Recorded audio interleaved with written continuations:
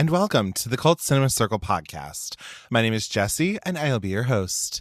So we're back, everybody. I'm back from my January break, and today you're going to be listening to what I watched in the month of January. So I will just say off the top, the beginning of this year and just this whole first month of the year has been a absolute shit show. And I want to acknowledge that I hate the state of the world right now, what with all of these ICE raids and really honestly just kidnappings and abductions. And, you know, it's just terrible to see all of it, whether it's on your timeline, on the news, whatever it is.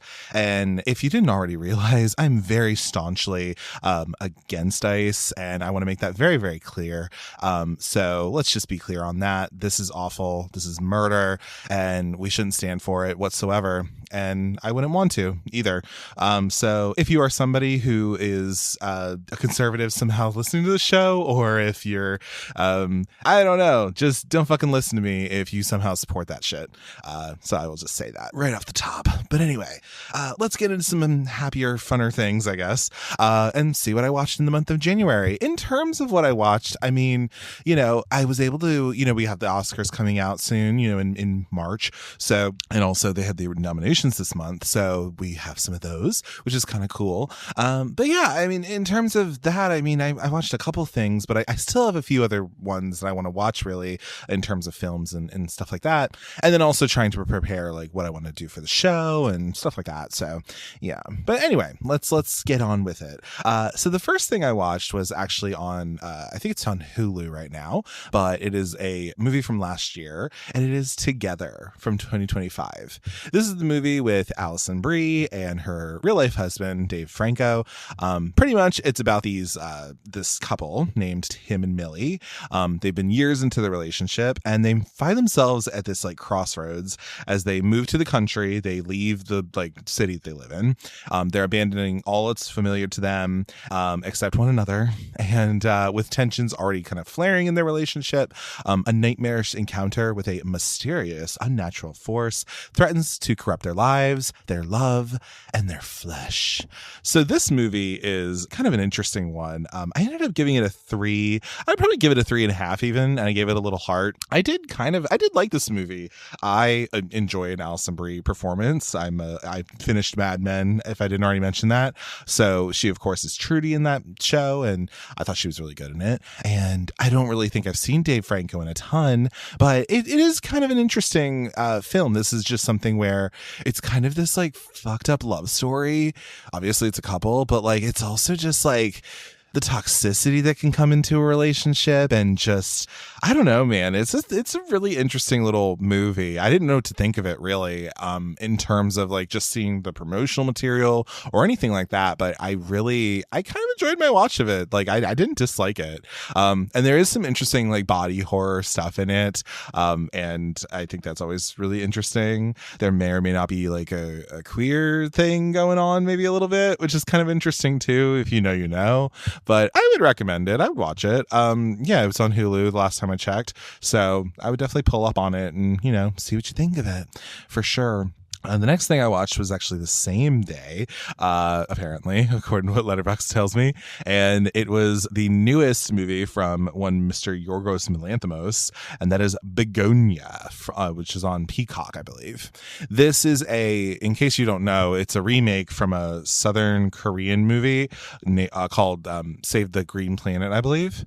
And this is about these two young men, one played by Jesse Plemons, the other one played by Alden, what is his name? Oh my gosh. Aiden Delbus, sorry. But they're like cousins or whatever. And they pretty much kidnap this like high-powered CEO of this major company, played by Emma Stone, and they're convinced that she is actually an alien who is intent on destroying planet Earth, and a bunch of other shit happens from there. Yeah, I think this film, like, it is such a I don't know. It's fascinating to say the least. I know some girlies out there are not, Yorgos people. And I get it. I generally have watched stuff and I kind of like his stuff, honestly. I don't know what that says about me, but I do like some of his work. I ended up giving this a 4 and a heart. I don't know. Like, it's just one of those things where, you know, I will generally watch Emma Stone in just about everything. So I will pull up and be like, yeah, what you got for me? Like, you know, it's that. And then I also, but yeah, I think this is trying to say a little something of whether it's ever it's actually trying to say. But I don't know. It's going into this like weird, I don't know. There is this like interesting thing about like these conspiracy theories and how people get into those sorts of things. Definitely Jesse Plemons' character is like this weird incel guy, but you know, he also is somebody who's been dealing just with like the crazy bullshit that has been kind of, you know, put upon his family, based off of, you know, Emma Stone's company and what they've kind of done to his family in a way. And so I don't know. This is an interesting little movie, if anything. Again, Yorgos, his fucking movies are weird and they're not for everybody. And I don't know, it's kind of interesting for me. So I did like this. Like, if you are somebody who likes Yorgos, like, check it out if you want to, like, for sure. But I can understand it's not for everybody. So, but I did like it personally, just being somebody who, you know, kind of likes his movies sometimes. The next thing I watched was actually for this month. So I'm coming back with episodes every other week. And so I think you'll hear this not this week because you're getting this instead, but you're going to hear this next week, I believe. I did an episode on Juno from 2007.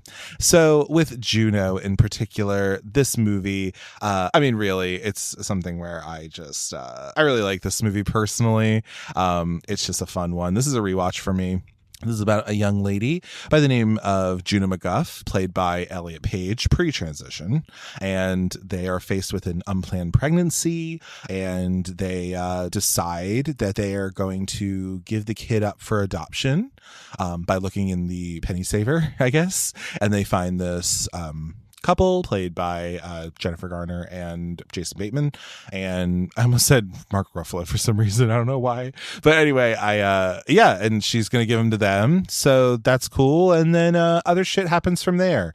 So yeah, but this is for my theming of, you know, it's February, so it's like love, you know, like whatever, or it's like Valentine's Day month, so you know, it's also Black History Month, so you know, obviously should always be like Black 365, honestly, and we should be supporting people no matter what, especially Black folks. But you know, I definitely wanted to do something that was kind of in a romantic thing, and so Opposites Attract is what I'm doing, so you'll hear more about that in a little bit. But yeah, no, Juno is one that I remember watching. I have the DVD of it. I honestly think it's on Sauce Leg. I don't know, I feel like I fucked it up, honestly, so I might have to replace it maybe. And you know what, if I have to get a Blu-ray, that'll be fine. But anyway, I do have this from years ago, and I love this movie a lot. I don't know, it's just right up my alley, man. Like, I like the music in it. I like this performance in it. It has 2 Oscar winners in this. Like, this is crazy. It's just everything that I kind of want, and I think it's a good little movie. I really do just generally enjoy it, and I think it is worth a watch. And it's not gonna be for everybody. Some people really hate Diablo Cody and her, like, you know, dialogue and all that kind of stuff, but I really do like this film, and I don't know, this is just something where I'm really into it, and I get down with it. So that's what I think about it, at least. But yes, you'll be hearing an episode solely about that next week, so that'll be fun. The next thing I watched was actually a part of what was on Shudder this past month, and I pulled up from 2024. I pulled up on Chain Reactions. This is the documentary that is talking about the Texas Chainsaw Massacre, and we have pretty much 5 different people who are interviewed about their experience with the Texas Chainsaw Massacre. So that is Patton Oswalt. Sorry, he's a comedian, and you know, he talks about his experience. We also have Takashi Miike, who did like Audition and a couple other things. He's a Japanese director. He also did like Ishi the Killer and a couple other movies, but he is also talking about his experience in this. We have Alexandra Heller Nicholas, who is an Aussie, who who she has probably been heard on plenty of different podcasts, but she is kind of a horror journalist, analyst, person like that, theorist, if you will. She's a person in horror journalism, especially, but she talks about her experience. We then have Stephen King, Uncle Stephen, author of all these horror books, obviously. And then we have Karen Kusama, who is the director of Jennifer's Body and like The Invitation and Girl Fight and all that stuff. So yeah, this was a fine little documentary. How long was it? It was how do I see that? Wait a minute. I don't know how long it was because Letterboxd being a hater, it's not giving me like the, it was this long, Jesse. But I don't know, like, this was fine. I'm totally, I think for me, it was like a 3 at a little heart. I'm always a fan of the Texas Chainsaw Massacre. You know that. And so for me, like, I thought this was fine. It wasn't doing anything like, it's not like I learned anything like that crazy from it, to be honest, which is, I mean, don't go in expecting that, I guess, but generally I did like it. It's fine. I mean, if you're a super fan of Texas Chainsaw, I don't think you'll learn anything different, but if it's something you want to watch, like, that's totally cool. And I don't know, it's kind of a nice little kick to get some of these well-known people who can give you their experience of this movie that is obviously so like influential, and it's very provocative for a lot of different people. So I don't know. I liked it personally. So, it was fine. It was 3 out of 5. Perfectly fine. Is, aggressively fine, I guess. But yeah. The next thing I watched was actually, it's the beginning of a horror franchise. And so I kind of do want to watch the rest of them, but I decided to pull up on 28 Days Later. This is a Danny Boyle movie. Of course, you know him from like Trainspotting and like Slumdog Millionaire and stuff like that. But yeah, this is about, it pretty much follows this like virus that happens, and it's unleashed from like this British research facility. So 28 days after this happens, a small group of survivors in London are caught in a struggle to protect themselves from what are the infected. So they're not dead people, they're just infected with a rage virus, I guess. So this is carried by like animals and humans. This virus turns those who it infects into just homicidal maniacs. Like I said, they're not dead. And it's absolutely impossible to contain them and stuff like that. But yeah, I tried watching this before and I just got bored, I think. And I was just like, maybe not in the right headspace for it or whatever it was. But for me, I really actually ended up liking this movie. I gave it a 4 and a heart. I'd never seen it before. And so I was like, well, let me pull up. Let me just see. And no, I ended up I liked it. It's shot on DV camera. Like it's shot on like this, like very low budge kind of camera, but like it's which is funny because then you have like the end of the movie, which is like very professionally done, it seems like. But I was like, okay, cool. But yeah, this has Cillian Murphy in it. This has Naomi Harris in it, Brendan Gleeson, Christopher Eccleston for those, the first Doctor in the reboot that they did for Doctor Who, a couple different people. So yeah, and they play some fucking, well, I was going to say Christopher Eccleston, he plays kind of a dickbag. But yeah, this is like a really interesting little movie.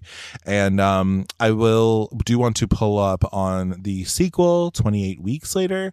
And then also most recently they did 28 Years Later last year. And then right now they have 28 Years Later, The Bone Temple, which I also want to kind of pull up on. So I'll pull up on like 28 Years Later at some point, and then I'll probably wait for Bone Temple to stream, honestly, because there's a bunch of snow on the ground right now and I don't feel like going any fucking where, honestly, until that. And I also can't, my car is not running right now and I have to go get that fixed, so that'll be fun. Anyway, so there's that.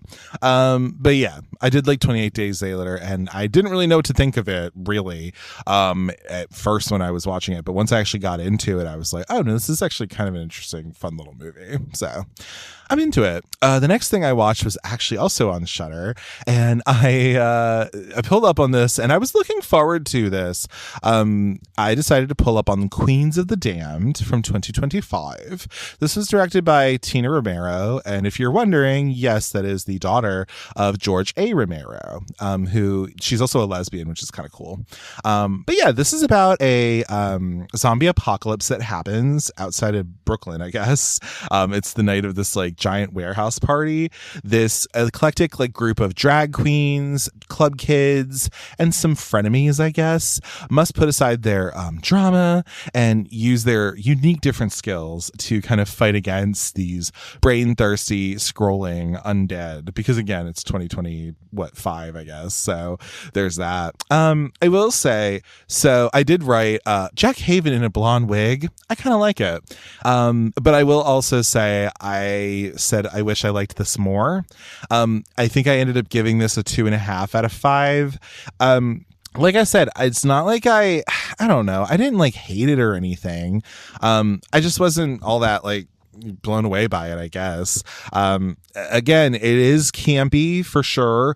It's a horror comedy, truly. And it has a really good cast in it. It has, Katie O'Brien, who was in Love Lies Bleeding. It has Jaquel Spivey, who is, I think, a Tony nominee. Like, he was on Broadway, and I think he was nominated. But he was also in the Mean Girls movie, the musical thing they did. Nina West from Drag Race is in it.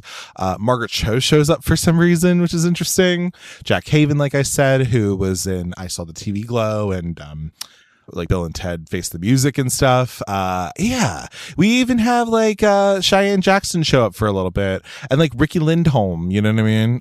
Dominique Jackson from Pose, a couple different people, or even like Eve Lindley's another person who's a trans woman. Yeah, this is like an interesting little film, and again, I'm cool with like love queer creatives, and obviously a lot of the people on this are for sure queer, but I don't know, I just like I don't know. It just didn't interest me that much once I actually watched it. Like, to be perfectly honest, like when I watched it, I was, again, it's campy, it's fun, for the most part, it's all right. Like, but there are certain things like I'm just like, so why does Ricky Lindholm like exist in this movie? Wait a minute. Like, I'm just like, why do we need to have her as a full character? Because you don't even really see her that much anyway. It's like her and Eve Lindley, really. And I was just like, we didn't even need any of their scenes, honestly. And that's no slight to them. I'm literally just like, okay. And then also with like Katie O'Brien and Jaquel Spivey, like their thing is like, I just don't know. Like, it just didn't really work for me, really. So I think if anything, if you really, really like, kind of campy over the top stuff, like I'm going to say like, give it a watch if you want to, but I'll let you kind of judge for yourself as you may think of it. I even, I kind of even liked Slay a little bit more than this, which is on Tubi.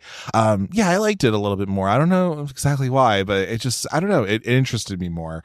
And even like Summoning Sylvia, I liked it a little bit more because it's very much in that same vein. Like it definitely reminds me of those a little bit. And again, like Tina Romero, I mean, she made a fucking movie. Good for her. Like, that's awesome. But yeah, it's one of those things where I wasn't like, I don't know, I wasn't blown away by it or anything, so I don't think I'll be watching it anytime soon again, but, go off if you want to watch it. That's up to you, but that's what I would say. The next thing I watched was actually on HBO. No, not HBO. It was on Paramount Plus, actually. They all get so like, all the streaming services get like, so jumbled in my head at some points. But I decided to pull up on Chicago from 2002 because why the hell not? I'm also in the middle, or not even really in the middle, but like every so often I try to watch like a Best Picture winner. You know what I mean? Because that's an impossible task, honestly. There's like 90 something of those bitches, so there's a lot, but this is one of those, which is kind of fun. And yeah, it's also a musical, which is fun. This is a Rob Marshall musical. It kind of kicked off the string of movie musicals that would come about based off of shows from Broadway and stuff like that. So yeah, this is about these I guess murderesses. You have Velma Kelly, who I believe is Catherine Zeta-Jones, and then you have Roxy Hart, played by Renee Zellweger. They find themselves on death row together. there with the matron played by Queen Latifah, and they fight for the fame that will keep them from the gallows in 1920s Chicago. And I liked this movie personally. It was a good time. You know, Richard Gere looks really hot in it. I love that. And you have like fun people like Christine Baranski and like Lucy Liu and a couple different people. So yeah, I mean, I personally like this quite a bit. And I don't know. It's just one of those things where I just never really seen it before, nor have I ever seen like the stage show or anything. But I really did enjoy this one, and you know, I would definitely recommend it. Even if you're not like super into like, you know, musicals or whatever, I think this one is like really interesting because the whole thing is like Renee Zellweger especially is kind of like all of these musical numbers that are in this. It's her like own flashbacks and stuff like that, and like yeah, it's just like really interesting because really she and Catherine Zeta-Jones are in jail, but like it's interesting how you have these different like, you know, musical numbers that kind of also just show throughout this movie. It's really interesting. Yeah, anyway, the next thing I watched was actually because this came out last year and I've been meaning to watch it, and it was on Netflix, but I think I watched it on Fandango at home actually, and this was the remake, the requel, I guess, if you will, of I Know What You Did Last Summer from 2025, the Jennifer Caton Robinson one. I may or may not be covering another one of her movies recently, not this month, but next month. So take that what you will. But yeah, this is pretty much like the same. It's a similar movie pretty much to the original one from 1997. I did a whole episode on that, by the way. This is about 5 friends who inadvertently cause a car accident. So they don't actually kill anybody. Like they don't hit anybody with their car or anything like that. But spoilers, I guess. But yeah, but they cover up their involvement. They make a pact to keep this a secret. A year later, their past like comes back to haunt them, and they're confronted with this like horrifying truth that someone knows what they did last summer and is hell-bent on revenge. And we then also have Jennifer Love Hewitt coming back. We have Freddie Prinze Jr. coming back. We even have Sarah Michelle Gellar kind of coming back, which is interesting. But yeah, I think this movie, like, I ended up giving it a 3 and a little heart. I think I would give it a 2.5 and a little heart, if anything, because really, like, this movie in particular, let's be real here. The original one is not like the most amazing horror cinema by any stretch of the imagination. But I will say, like, I think this one, like, that's why I gave it like a 3, if anything. But I would probably give it a 2.5 or a 3 out of 5. I think it is like, you know, I don't know. It's not the worst. This is not the worst that I could think, honestly. It's definitely in the vein of something like Scream from 2022 and all that stuff. We have Scream 7 on the, you know, it is on the horizon for us. So it's one of these things where, I mean, honestly, out of like the Scream movies that just came out and like this, I didn't think there was any worse than those, to be honest. And I also wasn't the biggest on those either. But this one at least has a little bit of like the Jennifer Caton Robinson, where with Do Revenge, for example, you know, that film, I at least kind of like it and it's kind of campy.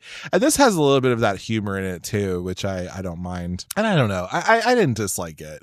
Again, I waffle between a 2.5 and a 3 out of 5, but I would give this as a recommendation just to be like, hey, if you've seen the movie before, or if you've seen the original movie, you might get a kick out of it, honestly. And, you know, why the hell not? But yeah, so that's what I ended up watching. But I'm finally glad I did. But I'm glad I didn't spend money on it. Let's just say that. So there's that. The next thing I watched was actually another movie that's on Peacock. And I will say this one has been kind of an interesting one because there's been some people who really hate it, I guess. But for me, I ended up watching Him from last year, 2025. This is on Peacock, like I said. And I will say, so this is about a young man who his name's Cameron Cade, and he suffers a potentially career-ending having like brain trauma because he's a football player. And he receives this like lifeline where this guy, Isaiah White, who's this like legendary quarterback, he's this cultural megastar in football. He offers to train Cameron at this like isolated compound of his. And then there just is like some weird shit going on with this. You have Marlon Wayans in this being, you know, the dude Isaiah, and then you have Tyreek Withers, who is also in I Know What You Did Last Summer. Also it has really good kills too. There's some really good kills in that new I Know What You Did Last Summer. But this one, very much like talking about like, you know, psychological a little bit. There's also like a horror thing here, obviously too, because, you know, it's about football and shit, and I have no idea about sports like at all. But I thought this was like a really interesting one. I ended up giving it a 3, I think. I think I even gave it a little heart. I don't know. This was like trippy as hell. And I don't know, like this was something where I don't know, I liked seeing it, and it was just something where I did say Tyreek is very fucking hot, and I want to see him in more things because he is. I think you even see his butt, which is fun. But yeah, I just think this movie is like, yeah, it's trippy. It's a weird experience, I will say. But I do think like if you're at all interested, maybe in this guy, or maybe seeing Marlon Wayans in something that's not like a scary movie, obviously, right? But I really do think like just give this a shot and see what you think about it. I've heard people dogging it, and I can understand why maybe, but I didn't hate it. I really didn't. Like, I feel like there's worse movies I could put into my eyeballs, honestly. So there's that. But yeah, so I would recommend it. It's a soft recommend, I will say. The next thing I watched was actually a rewatch, and it is the other movie I'm covering this month, which I have not recorded yet, but I will get around to that. And that is Harold and Maude. This is from 1971. This is also opposites attract because, you know, it's about older lady, younger man, you know. And yeah, that's pretty much what it is. Young Harold, he lives in this like privileged life. He's obsessed with like suicide and morbidity pretty much. And he meets this lady named Maude who lives in her own world. But yeah, they see that these two opposite people meet, but really they end up becoming the best of friends. They really love one another. They become lovers, really. And this movie is so good, in my opinion. I gave it a 4.5 and a little heart.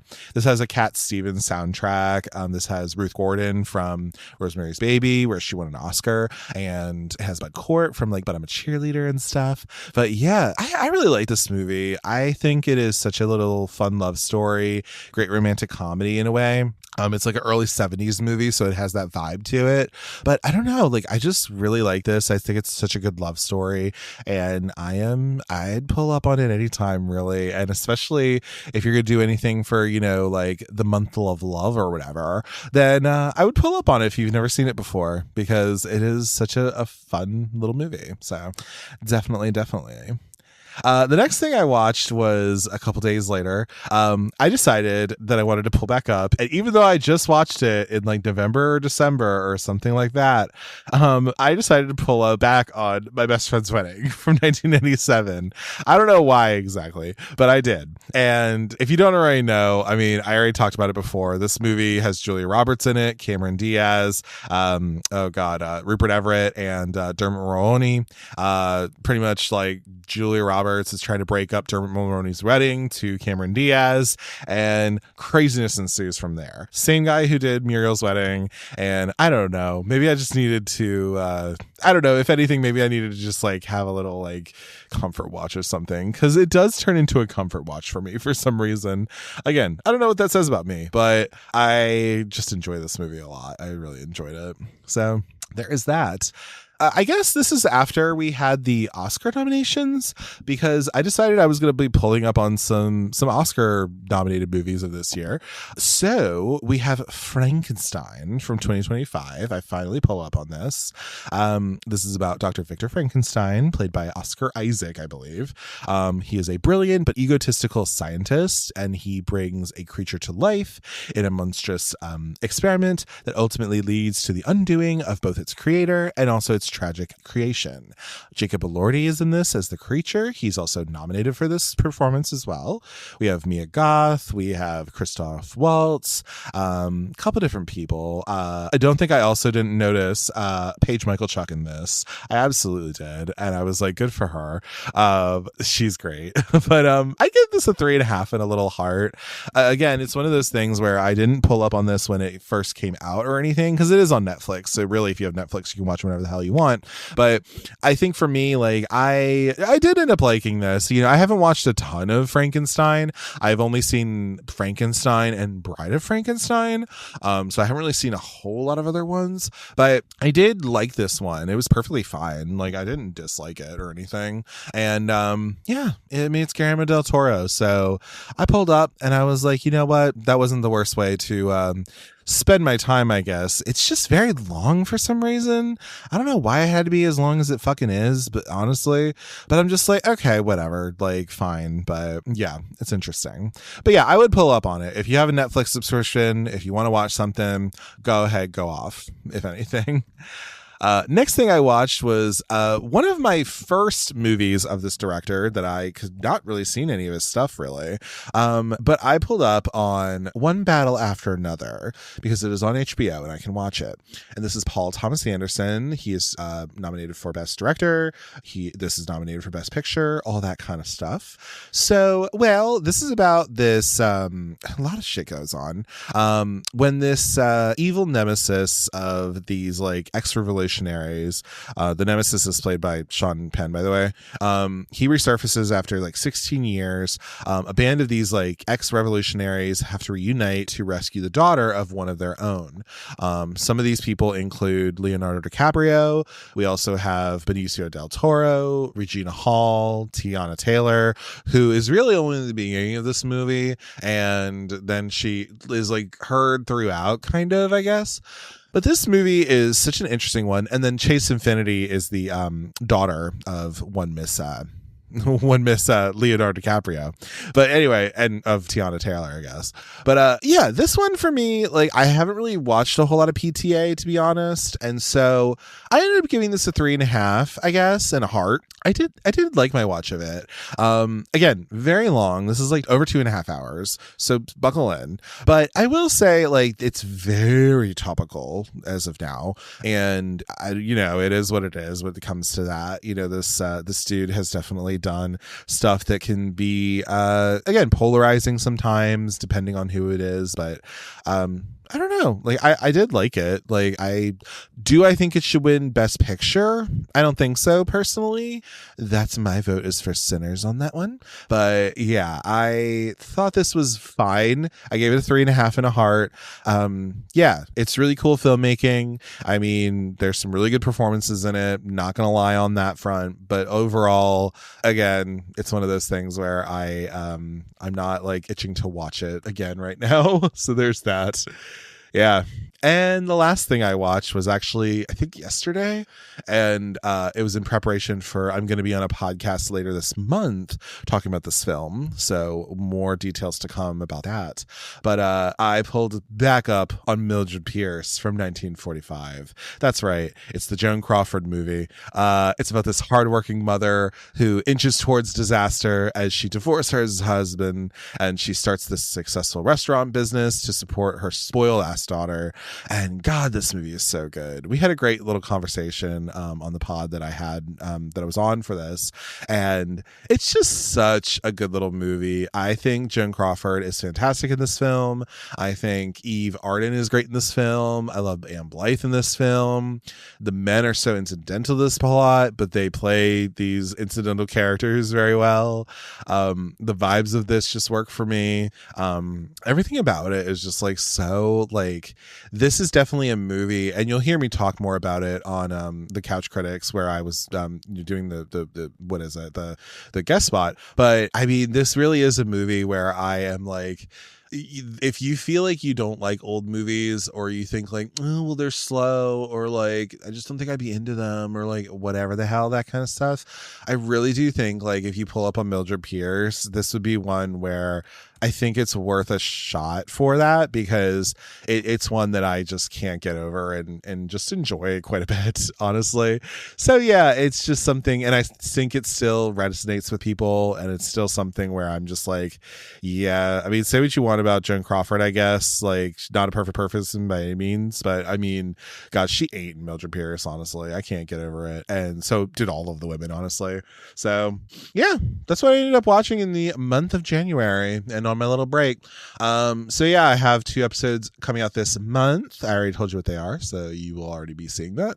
So there's that. What else is there? And I'm trying to think. Yeah, and in terms of anything else I'm watching, I mean, you know, always on the Living Single train, obviously. Every so often I watch some of that. And then, you know, trying to do some things like in terms of like watching, I mean, Catherine O'Hara just passed away, so who knows, maybe I need to watch Schitt's Creek again. I don't know, perhaps. I was watching it a little bit anyway, so, you know, but I have watched the whole series before. But yeah, I don't know, like, I'll just watch whatever, and I'm going to prepare for March, I guess, as well. So I'll be watching stuff for that. But yeah, and again, this is the month of you know, we have love in the air, kind of. We also, you know, are celebrating Black creators and just Black folks in general during this month as well. So definitely go and support, you know, Black creatives and creators on, you know, social media and all that kind of fun stuff, of course. Yeah, and I think that's kind of everything. And we're just trying to, I don't know, vibe till the end of the world, really. I mean, that's all you can kind of do. I'm trying to get melted out of this fucking snow so I can get my car fixed, but we'll see how that goes. Anyway, but yeah, tell me, what did you watch in the month of January? You know, like, what were you doing? Like, yeah, what were you watching? And did you tell me what you watched, and then tell me if I should watch these things. Like, I don't know, like, let's chop it up a little bit and, you know, find out more about that. What are your recommendations? What's coming that you want to watch? I do kind of want to see that Send Help movie, honestly. I'm kind of into it, but we'll see what else there is, and like what else I want to watch and all that kind of stuff, so we'll see. But I think with all that being said, that brings a close to what I watched in the month of January of 2026. So with all that, yeah, follow me on Instagram, Cult Cinema Circle. Follow me on Blue Sky, Cult Cinema Circle, somewhere on there. Follow me on Letterboxd, Jesse Kremp, JESSEKREMP, all one word. Email me at cultcinemacircle@gmail.com. 5 stars, 1 to 2 cents review on your podcatcher of choice or wherever you listen to your podcasts, please. That'd be nice. And I think that's everything. But yeah, well, with all that being said, thank you all so much for listening. Take care, stay safe out there, and I will catch you all in the next one. Take care. Bye.